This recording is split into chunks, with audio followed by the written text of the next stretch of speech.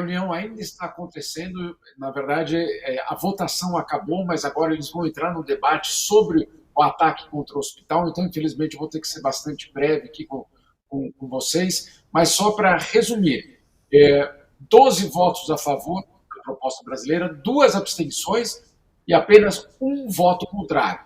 Esse voto contrário, obviamente, dos Estados Unidos, que tem um poder de veto.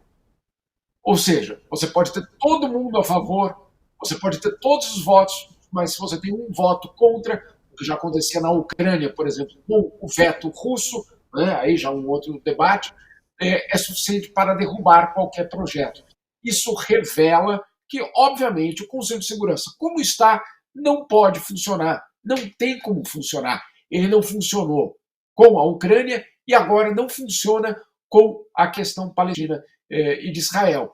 Fica muito claro que essa composição, ela obviamente não traz nenhum tipo de resultado concreto. Agora, o que é que aconteceu? Qual foi o argumento dos americanos? Os americanos fizeram 2 argumentos para vetar. O primeiro deles é de que o texto não trazia de uma forma muito explícita, ou ainda mais explícita, o direito de Israel de se defender. Os americanos, pelo menos, argumentaram isso, que o texto pecava nesse aspecto, que precisava ter colocado de uma forma mais clara que, basicamente, que o governo de Israel tem esse direito de se defender. Esse é o primeiro ponto. E o segundo ponto, a embaixadora americana dizendo que Joe Biden estava na região, né, está hoje em Israel, e que, portanto, o duro trabalho diplomático, segundo ela, essas foram as palavras dela, precisa acontecer lá na região. E aí o Conselho precisaria dar tempo, espaço para que essa negociação ocorra primeiro entre Joe Biden e, claro, os líderes locais. Esses foram os argumentos. Agora, ficou muito claro pelos comentários dos outros países depois que isso pegou todo mundo de surpresa. O governo chinês, por exemplo, a delegação chinesa disse o seguinte: olha, nos últimos dias, porque essa negociação está rolando há muito tempo, né, Fabíola? Já são pelo menos 5 ou 6 dias de intensas negociações em relação ao texto. E aí a delegação chinesa disse o seguinte: olha, nos últimos dias vocês não disseram para nós nada disso. Não houve nenhum tipo de sinalização do governo americano de que poderia vetar por esse motivo ou por outro motivo. E o embaixador chinês chegou a dizer que o veto americano era incrível. Incrível, obviamente, no sentido de bloquear qualquer tipo de ação.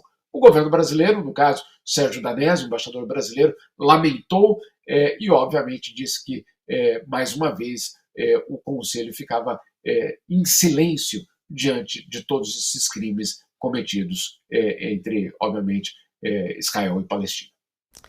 O Jamil, esse veto dos Estados Unidos freia, né, as discussões, né, justamente para a chegada da ajuda humanitária. O que é mais grave neste momento é a chegada da ajuda humanitária na faixa de Gaza. Como a gente tem trazido aqui as informações, através das suas reportagens, a situação é dramática, é caótica, principalmente depois desse ataque ao hospital. Qual é a chance, qual é a expectativa? Você falou que vai voltar até a acompanhar agora a reunião da ONU, para ver qual é a saída que vai se encontrar agora para que a ajuda humanitária chegue lá e para que as pessoas possam também sair de lá, como os brasileiros, né, que estão aguardando. O avião do Brasil já está em solo egípcio, no entanto, não tem a passagem liberada. O ministro das Relações Exteriores do Egito falou que não tem como liberar nesse momento. Qual é a saída? Qual é a solução?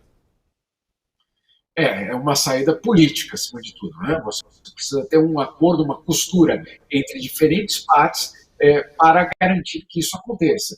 Agora, no momento, e aí vale reforçar, Fabiola, a resolução do Brasil não era uma resolução para dar uma solução política para o conflito entre Israel e Palestina. Não era isso, não.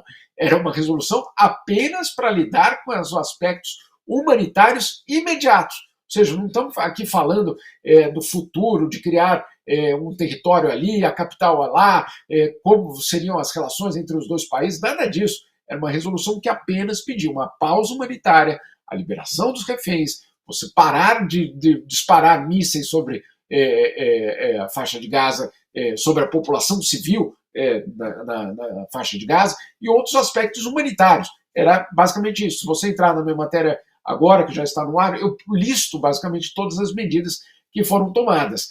Essas medidas, elas apenas lidam com a crise de hoje, de agora. Elas não dão uma solução definitiva. Agora, nem isso conseguiu ser aprovado. O governo americano, claro, vetando. O tradicional, é verdade, o governo americano é um tradicional aliado de Israel, vem bloqueando e vem impedindo qualquer tipo de ação. Agora, o que nós também ficamos sabendo, agora, há poucos minutos, de uma fonte diplomática, é que quando esse processo começou a ser negociado, o governo americano mandou um recado ao Brasil. Nós não queremos o envolvimento do Conselho de Segurança nisso. Ou seja, já tinham avisado de que, olha, é o nosso aliado, Israel, no caso, é o nosso aliado, nós vamos lidar da nossa forma, sem o Conselho de Segurança. Hoje, estão mostrando que aquele recado era verdadeiro. Nossa. Vai lá, Jamil, vou te liberar. Rússia e Reino Unido que se abstiveram, né? É isso mesmo, né? Por motivos diferentes. Mas se Tá. abstiveram, que era o que o governo brasileiro queria. O governo brasileiro queria que, por exemplo, o governo americano optasse pela abstenção, porque ao ter essa abstenção, o Brasil já tinha 12 votos a favor, precisaria de 9 votos para aprovar a resolução, com 12 passava tranquilamente e seria uma ação, ainda que tardia, muito importante. Jamil, bom trabalho. Obrigada pela parceria aqui conosco. Importantíssima a sua participação aqui conosco. Muito obrigada. Até. É. Grande mestre Jamil Chad, sempre nos ajudando a entender. O Josias até estava me falando aqui no Twitter. Curiosa a abstenção, ô Josias? Te chamou a atenção a questão do posicionamento da Rússia e do Reino Unido? Chamou muita atenção porque o Reino Unido, assim como os Estados Unidos, é um aliado muito, muito forte de Israel. Mas se absteve um texto que contrariava os interesses de Israel, ou pelo menos retoricamente contrariava, o Reino Unido se absteve. A Rússia também se absteve. E esses dois países têm poder de veto, assim como os Estados Unidos. Eles estão incluídos naquele grupo que tem poder de veto no Conselho de Segurança. Isso mostra a que ponto chegou a negociação brasileira. Conseguiu extrair a abstenção de dois países que poderiam vetar, Rússia e Reino Unido, mas não conseguiu mover a posição dos Estados Unidos, que vetaram a resolução. Mas mostra que houve uma negociação muito intensa. Dois daqueles que tinham direito a voto, e que tinham razões para vetar, porque se abstiveram, se fossem votar a favor, teriam manifestado essa posição na reunião, mas ficaram na abstenção, evitaram o veto. Deixaram o desgaste, Fabiola, para os Estados Unidos.